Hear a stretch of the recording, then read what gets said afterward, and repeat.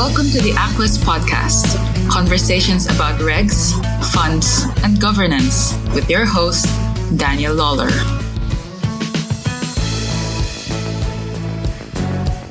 Hello and welcome to this episode of the Aquest Podcast. We're calling this episode the Are We Screwed episode. And in it, we take a look at COVID-19, the impact that it's having on us as individuals and on the industry and on the regulator. And then we look a little bit down the tracks to see what the new normal might be as we try to survive and then thrive beyond the COVID-19. I'm delighted to be joined on this episode by Shannon Eastman, who is a human behaviour expert, a management consultant, and also a communications expert.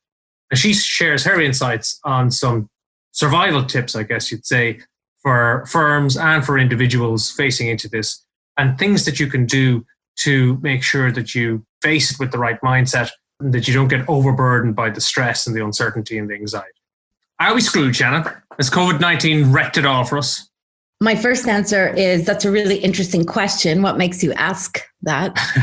I think it's the amount of uncertainty and the way that it's dragged everybody from their comfort zones, both on a personal level in terms of the fact that this is a virus that lives in our community and in our environment and could affect each and every one of us and our families and our loved ones. But also then in terms of our jobs and our firms and our country and our industries. With that much uncertainty around, it's easy to lose run of yourself and let your mind think of all the things that could go wrong and spiral downwards and see no end in sight. For sure. That's a really great way to open up this conversation. Yeah, it has definitely had a knock-on effect across all those areas of life. It has to be taken seriously and shown the respect it requires. I'm aware that you have a loved one in ICU as a result of this crisis, Danny. So dismissing it as it'll pass or it's not that big a deal isn't helpful right now. But uncertainty makes humans feel deeply uncomfortable. Challenging our future, at least the future we thought we had for ourselves a month ago, 2 months ago, and waking up today and going, that future is probably not there for me at the moment, is also uncomfortable. So whilst I wouldn't say that we're screwed, I would say it's really important that we're mindful of two things at a minimum. One is those who adapt win, and being rigorous and disciplined in your mindset, maybe on a daily basis at the moment, is really in our interest if we're to navigate this as someone who rides waves as opposed to being thrown overboard by the tsunamis. Does that make sense? It does. And I suppose the first thing for me with all of this, and I know in the Aquest podcast, we were looking at it from the perspective of different players in the regulated financial services industry. But first and foremost, this is a human crisis. And I do have a loved one who is fingers and toes and everything else crossed, just coming out of ICU, having been through COVID-19 infection. And so when something like that happens, it brings it all home that the rest of this stuff about job and all that will come. But it's really about people, and it's about making sure as many people as possible are safe and well and survive this. And it's about giving out to your folks because they won't, they want to go down to the shop and get dog food or something like, oh, this is you as well. This is about you staying at home and looking after yourself. That's first and foremost. It is very much a human crisis that we're dealing with. Beyond that, though, we look at it from the perspectives of the different players in our industry and for the country generally.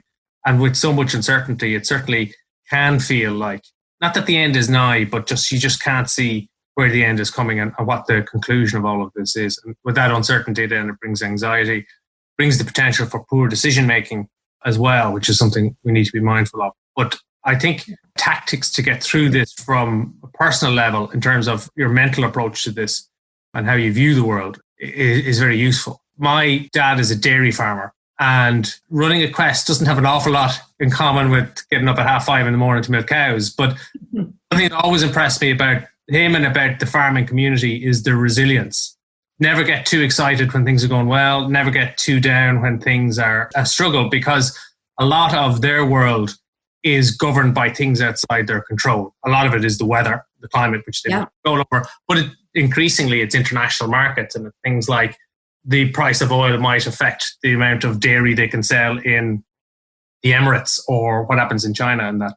So notwithstanding the lack of control that they have over a lot of things, It's a very calm mindset, and they don't allow the here and now to overly influence their mood or, get them too down if things are tough, Absolutely. I think it's pertinent for individuals to be mindful of the mindset that they are entertaining most throughout the day. Absolutely. It's easy for us to become prone to the anxiety and the fear, particularly if we're watching the news. Or I had an experience about a week and a half ago where I was talking to about 12, maybe more firms in the financial services industry. And there was a high level of anxiety in those conversations. And with so many of those taking place on top of what had happened in conversations in the days leading up to that, I left feeling a heightened sense of anxiety that I wouldn't typically have. But I had just been spending so much time with individuals who were prone to an anxiety and a fear and the sky is falling narrative that it did affect me. But I caught it the next morning because I'm so aware of how important someone's mindset is right now.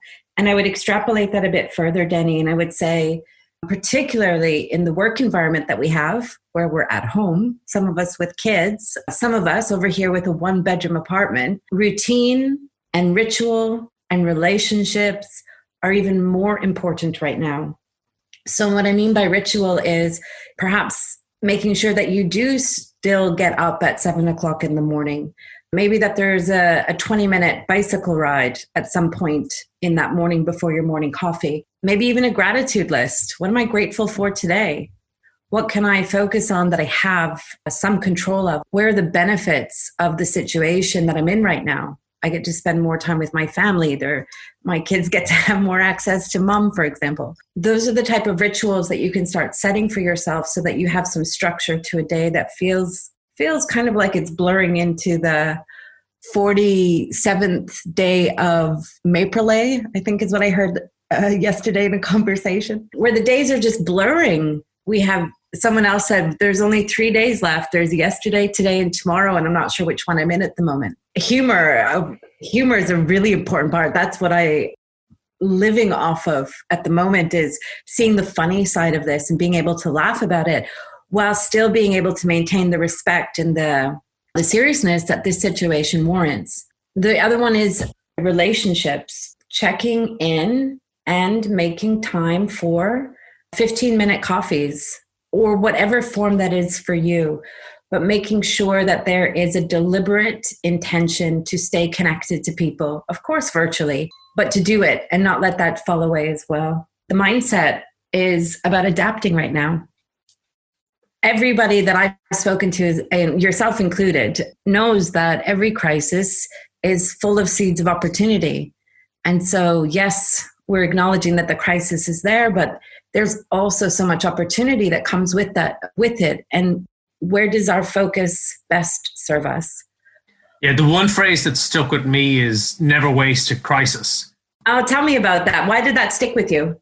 I guess because we're in such a period of uncertainty and, it's easy to get caught up in the negativity. So the idea that the crisis also brings opportunities can easily get lost. But it could be simple things. Like I was chatting with a friend, and they're in an organization that has a lot of meetings about meetings. Let me say they used to have yes. international travel. Yeah. And since this kicked off, obviously a lot of that has been cut down, and now it's more Zoom and whatever tech they use for their virtual meetings. And you can see coming out the other side of this a review of, do we really need 10 meetings a day about these things? Do we really need to travel to all of these meetings in person? And how can we, now that we're used to this new normal, do we keep some of that? What's good about what we've learned? So don't waste a crisis. Maybe there's better ways to do things that you've done in the past, because although the tech was there, because none of this tech is that new, the culture and the mindset and the will to use the tech wasn't there in a lot of cases. And I think in the spirit of not wasting a crisis, is certainly something that everybody can take on board. Completely. I feel like, Mother Nature might have just taken a baseball bat and knocked us out of our comfort zone, far out of our comfort zone. But that is right there, the epitome of growth, which is to move out of that comfort zone and go through all this discomfort and this transition phase that feels heavy and uncomfortable and I want to hide away from it. But then we get into this place of, I don't need to travel for meetings. We don't actually need to have so many meetings. I'm hearing a couple of other firms in the industry have taken quite a significant and innovative way forward with regards to how they hire, onboard, and train their people, particularly in the FS space, which they would have never thought of before COVID-19. So it is forcing us to look at things completely differently. Sorry, Shannon, just got across it. This is very interesting because, so as we record, it's Friday the 10th of April. We're 2 weeks into our current restrictions. All the indications are that this is going to be extended. I thought earlier in the week it might be even tightened up a little bit more, but let's say it's not. But we're certainly looking at this for another 2-3 weeks. And before we get back to any kind of old normal office working and that, probably months and months and into the summer. So firms that have critical roles that require recruiting are going to have to push on and do that, or where they have people coming in who are already on notice and are coming in. So they're going to have to find a way to do induction and take new people that they've never met physically in person and bring them in and make them part of the team and set them up with all the tech that they need. And I guess they courier their laptop to them or whatever it is, and find a way to adapt and interview and get comfortable with taking on somebody who you haven't physically been in a room with and be able to integrate them into a team and just make that the way you do business. You said find a way to adapt. I would add to that, we're finding a way to adapt while adapting is inherent in who we are as a species. We are programmed to do almost nothing but adapt. It is our mindset that gets in the way and says, I don't want to change. I don't like change. Humans, it's incredible that humans are the most change-adverse people.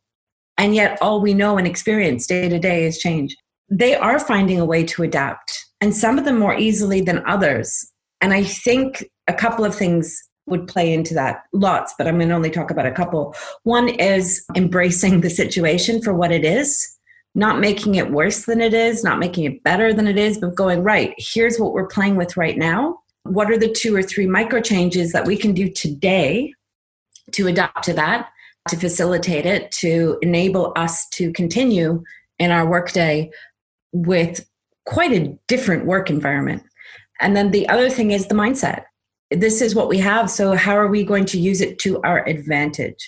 And I think that there's going to be 2 types of firms that come out of this at the end, which is the ones who embrace this to say, okay, how are we going to work this to our advantage? And the ones that are thinking that they're going to go back to business as usual, which is what we had pre-COVID-19, which I absolutely categorically do not believe we're ever going back to business as usual pre-COVID-19. The new normal is here. It is taking shape and form, and will continue to do so over the next 3 to 6 months, maybe longer.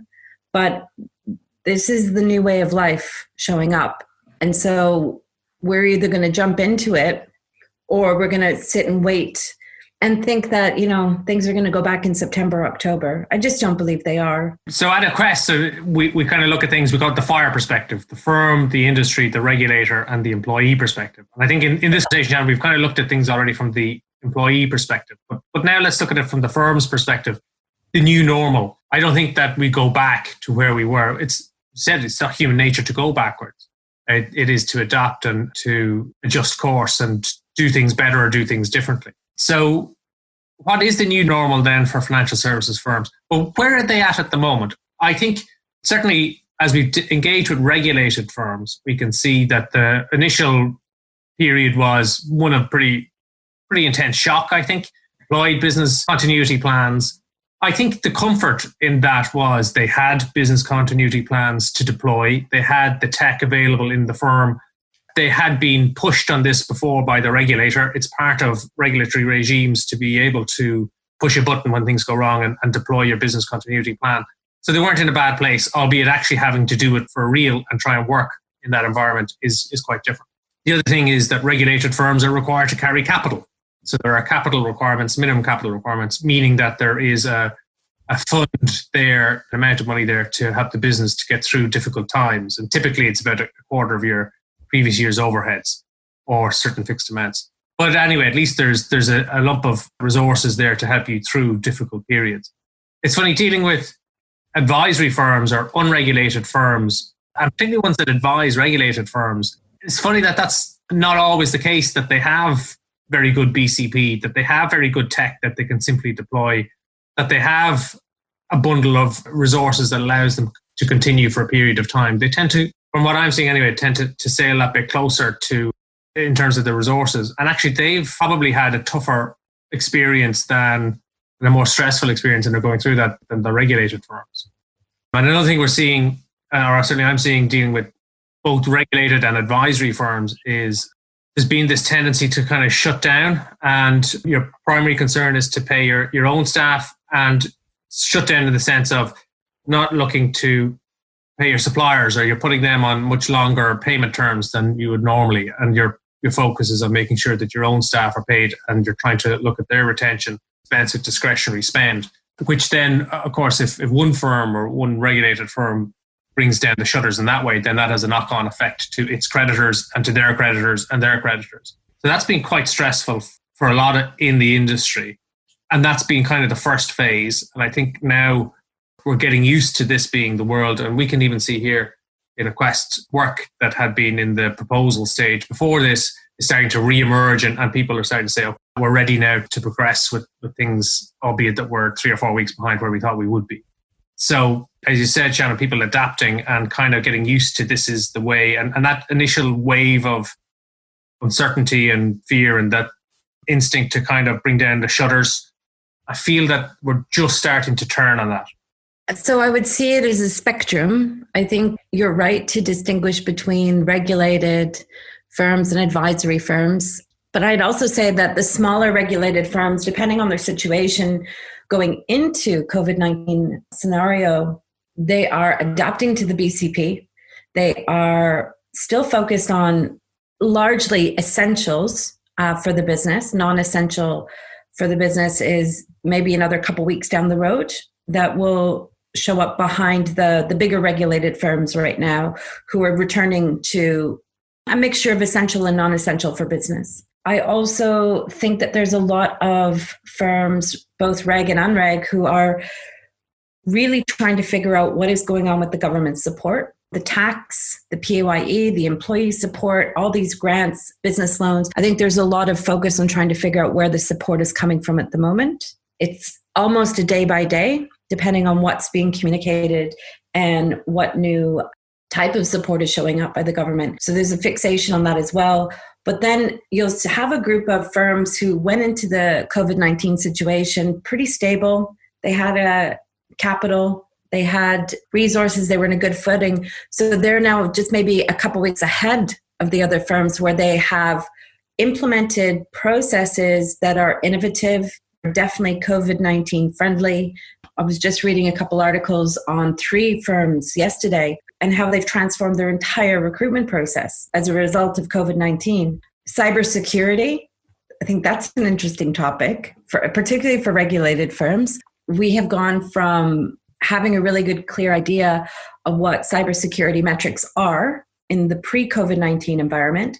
But now that everybody's working remotely and maybe using consumer-grade devices and consumer-grade communication platforms, cybersecurity is kind of gone back to a ground zero almost. And I don't mean to use hyperbolic language there, but so we've got firms that are 3 weeks ahead of the curve, and then smaller firms that are still catching up. And I think at the moment, cyber is in the top 3 priorities for firms until someone gets hacked and that goes public. And then we'll see that move up to a first or second priority. Right now, it'll stay at 3 for the time being. We do have, we're recording a podcast next week with a cybersecurity expert, Sam Glynn from Code in Motion. So he's got lots of great stuff to talk about. He's a good guy. Cyber. We're calling it cybersecurity for 6-year-olds. And I'm in that category. But it's very topical, and you can imagine it's a risk. And as you said, if one firm gets hit, that's going to really race its way to the top of the to-do list of the risk registers. What's the new normal for these firms a few months down the line as things, the restrictions start to unwind? I get the feeling if I were living in Navan and working in Dublin and commuting 2 hours each way and losing a lot of my life to it, or had been, and now I'm able to work from home. And if I can manage the child at home situation, I'm probably not that keen on spending 4 hours a day in the car anymore. Not when I've proven that the tech can work and that I'm, efficient and effective and trustworthy to let work from home. What's the new normal? I think I would see the new normal still as somewhat abstract. So I would see it as probably an extension of needing to adapt, an extension of needing to accept the situation. I think if we were to go into the practicalities of COVID-19 today and what people are actually enjoying, it is, just like you said, the Navan to Dublin commute is gone, and I'm not sure I'd want to pick that up again. I'm also not sure that firms who are paying upwards of 5, 10, 11 million a month for their lease in Dublin city centre want to continue carrying that type of overhead, unless, of course, they own the building. I think the new normal is too soon to talk about.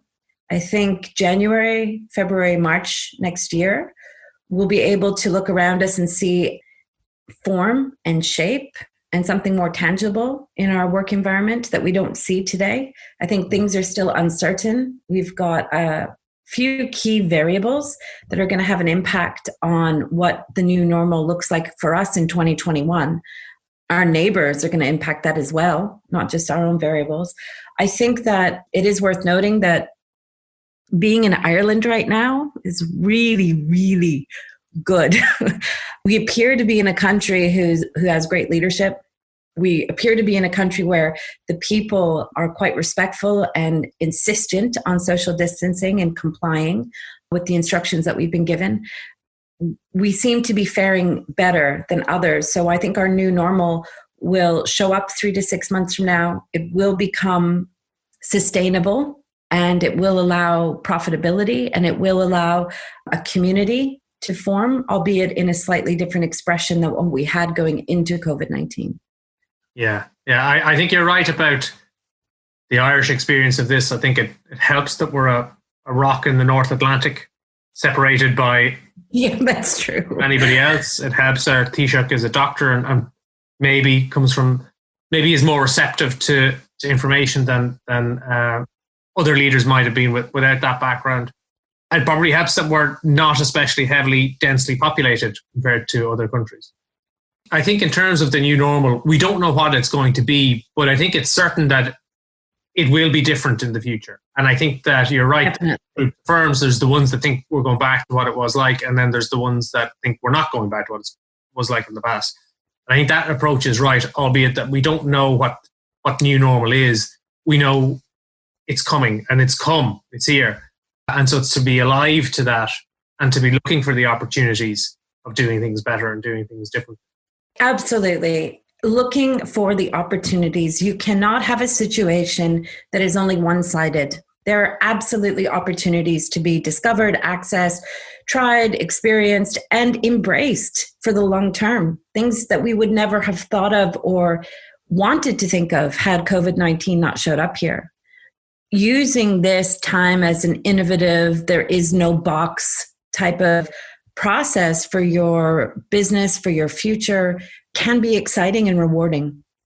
The regulator perspective of this is, as we can gauge it, from their own perspective as an organization, the first challenge for them is to deploy their own business continuity policy. They're well served by their technology. They are a tech-savvy organization. They have staff that all have laptops and they can work from home, and they've been doing that for a little while now. So deploying BCP, same as challenges for other firms, but they're in a pretty good place to be able to do it. Then in terms of getting back to do what they do, they're back to supervising firms, authorizing firms. On the supervision side, for example, we know on the fund management company side, they've engaged with a lot, if not all, Mancos at this stage. They're looking for weekly updates or daily updates from Mancos with a higher risk rating. They'll be doing supervisory teams in the central bank will be taking the same approach to other regulated firms. This stage, it's kind of looking for those firms to raise flags with the regulator if they're hitting particular issues that are of concern, so that with the regulator, they can work through them and get them resolved if they can at all. But from the regulator's perspective, they still have to supervise firms and they still have to authorize firms.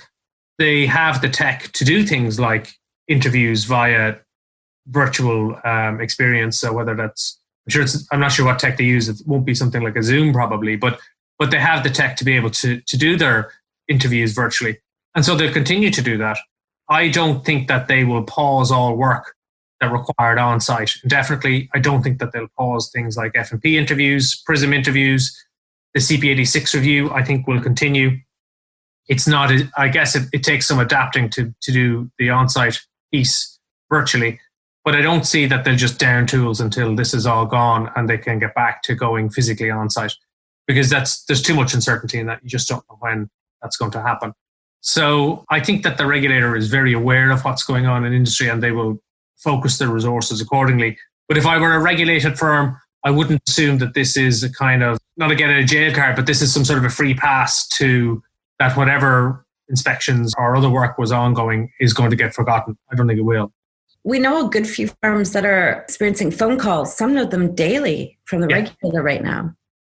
And I think this is where you'll see, if, like, for example, if you're, under PRISM, the probability, risk and impact system, if you're a firm that's moved from low to medium low reasonably recently, this is where you're really going to see that difference play out, because you're nearly going to have a resource whose job it is to take the calls and the queries from the regulator and ensure that they're responded to, because you're getting an awful lot of that.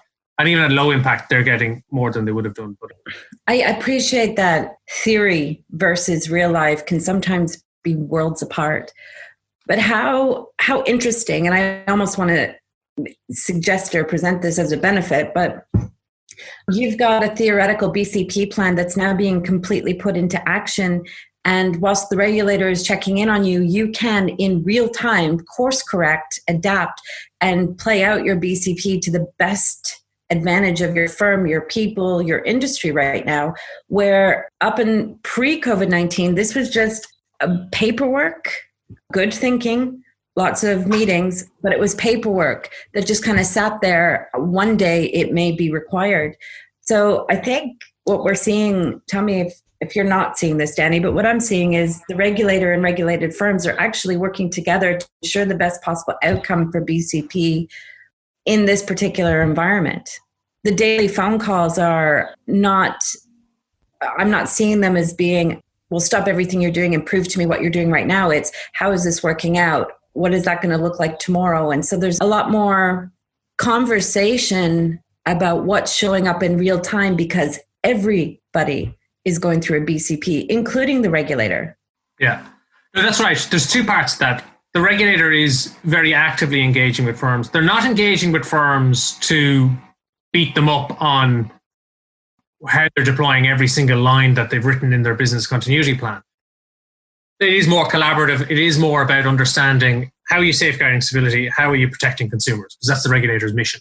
And so it is about working together to make sure that that's what's happening and sharing experiences and making sure that risks are identified and then monitored, managed, mitigated or eliminated. So there is that side to it. From another side, though, from the regulator's perspective, this then will prove, I think, to them the areas that they identified pre this crisis as being areas of risk. So, for example, cyber. They've been banging on about cyber for a while as being an area of risk. So now this is the scenario where that gets to play out, and the regulator can see whether their concerns were right and can see whether firms have taken the steps that they were supposed to do to put themselves in a good place. You take things like liquidity risk management. That's been a huge issue on regulatory agendas for about 2 years now, and was getting more attention in the last 12 months because of things like Woodford and property funds that were daily dealing suspending. So this all plays out. And now they get to see in real life, well, how are those liquidity risk management funds operating in practice? How are they being deployed? Are funds having to suspend? Do they have the liquidity management in place to do a good job in a very stressful scenario? Money market fund regulation, again, a lot of focus there on things like tools to maintain your stable NAV, valuations, and also liquidity risk management. So how is that working for money market funds? And lastly, on exchange traded funds, this is just off the top of my head, quite a few developments on that front, but one in the US, which is an interesting one, where the Fed is purchasing ETF shares of bond ETFs, and that's a way then of maintaining the secondary market price and the primary market price. Now, I'm afraid I don't know an awful lot about that. I've read a little into it, so I am actively looking for an ETF expert to podcast with, because I'm very interested in that. And certainly the materials I read on it presented it as if this was a positive for ETFs, that they've proven themselves. I'm reading that with an ex-regulator's hat on, and I'm thinking, not really. You're talking about a product that has required a federal agency to step in to ensure that it operates the way it's supposed to. That doesn't sound to me like it's something that I should be very satisfied with. That sounds to me like I'm going to have a lot of questions.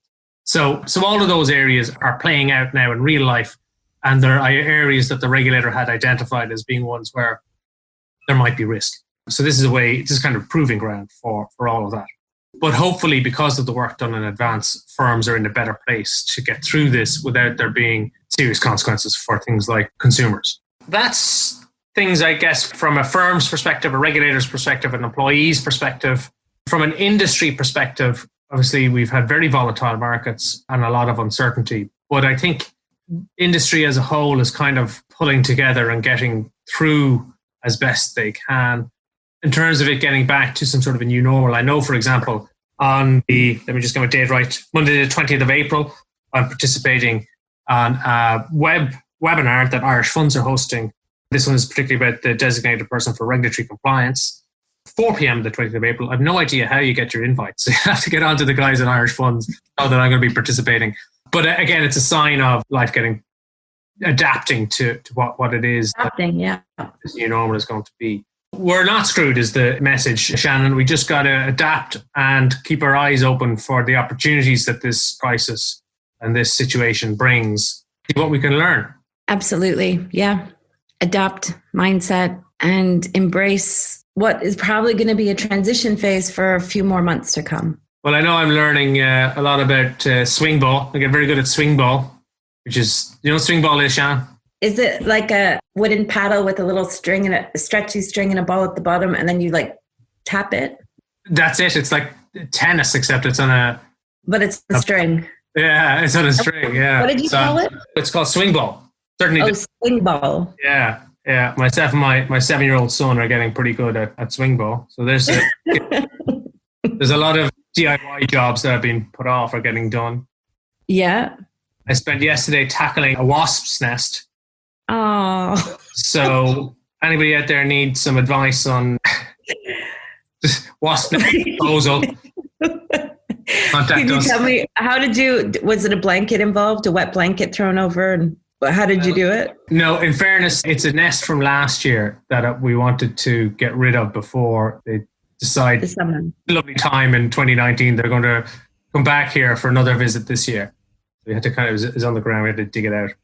All those little things. And I think you mentioned about, news and comedy and that. I'm on a pretty strict news comedy ratio. Yes. About 3-1 at the moment. I'm probably 5-1. Yeah, you gotta be very careful. What's your very mindful? Yeah. What's your comedy preference? So at the moment, I'm really enjoying Jimmy Carr.